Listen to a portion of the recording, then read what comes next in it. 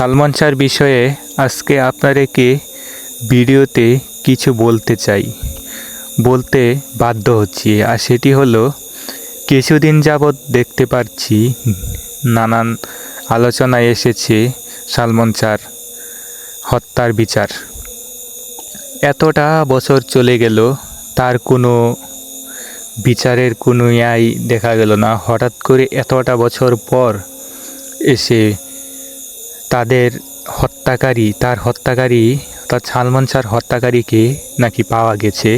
কারা কারা জড়িত ছিল তাদেরকেও কিন্তু বলা হচ্ছে যে ধরে ব্যবস্থা নেবে। এটা আসলেও কি আদৌ সম্ভব? বাংলাদেশে বিচার কি আসলেই হবে এত বছর পর এসে?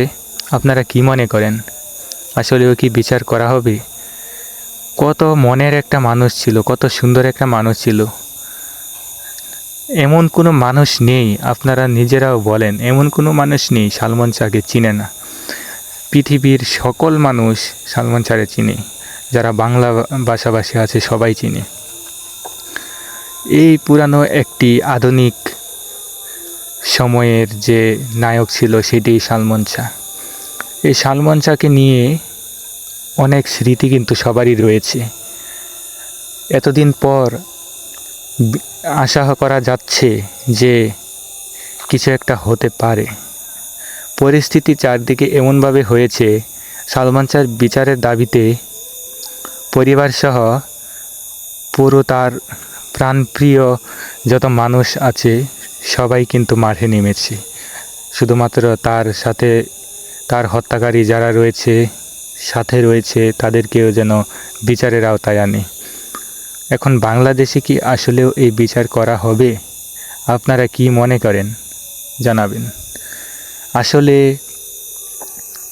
এই সালমান শাহ এত সুন্দর সুন্দর ছবি করেছে, মুভি করেছে, তারপরও কিন্তু এখনকার যুগ আর আগেকার যুগ মিলিয়ে সবাই কিন্তু কম বেশ তাকে চিনে। হয়তোবা আধুনিক যুগ চলে এসেছে, আধুনিক ছবি বা বাংলা ছবিতে এরকম দেখা হয় না, তারপরেও কিন্তু তাকে মানুষ অনেক ভালোবাসে। আপনাদের মতে কি তার বিচার আসলে হবে, আদৌ হবে? আপনারা কি মনে করেন এটা জানাবেন কমেন্ট করে। বিচার আদৌ কি হবে কি? আলোচনায় এসেছে সালমান শাহকে নাকি মারার জন্য মাত্র কিছু টাকার জন্যই তাকে হত্যা করা হয়েছে।